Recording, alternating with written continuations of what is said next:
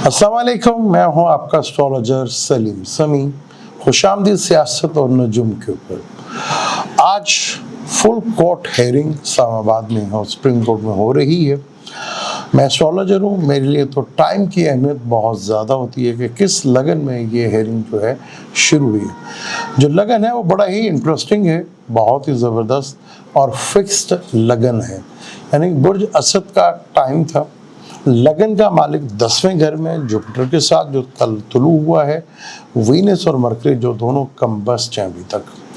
Mars अपने घर में आ चुका है 9th हाउस में, और मून उसके साथ है जो कि लगन का 12वें घर का मालिक है। यानी कि जहाँ अदलिया का कंफर्ट होता है वो भी इसके साथ ही बैठा हुआ है। सैटर्न 7वें घर में बैठकर लगन को भी देख रहा है, और केतु दूसरे घर में, और राहु 8वें घर में। दिशा भी जो है केतु और राहु की चल रही है। और केतु और राहु की दिशा की बात करेंगे तो मरकरी कहीं ना कहीं इन्वॉल्व जरूर होगा, जो कि दूसरे और 11th का मालिक है। और सैटर्न तीसरी नजर से देख रहा है। देखो, इंतहाई इंटरेस्टिंग सूरत हाल इस हेयरिंग के ऊपर होगी, बड़ा ज़बरदस्त होगा। यहाँ बड़ी दफ़ा आपको लगेगा कुछ फेवर जो है गवर्नमेंट को मिल रही है, क्योंकि सन जो है 10वें घर में डायरेक्शन स्टैंड बैठी है।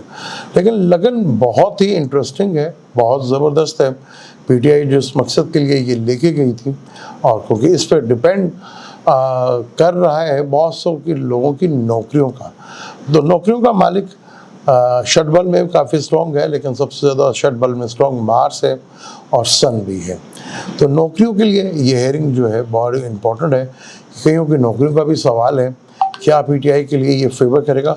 लगता है ये केस ज़्यादा लंबा चलेगा नहीं, इसका फैसला काफ़ी हद तक इंटरेस्टिंग होगा और काफ़ी लोगों के लिए खुशखबरी भी होगी इसके अंदर।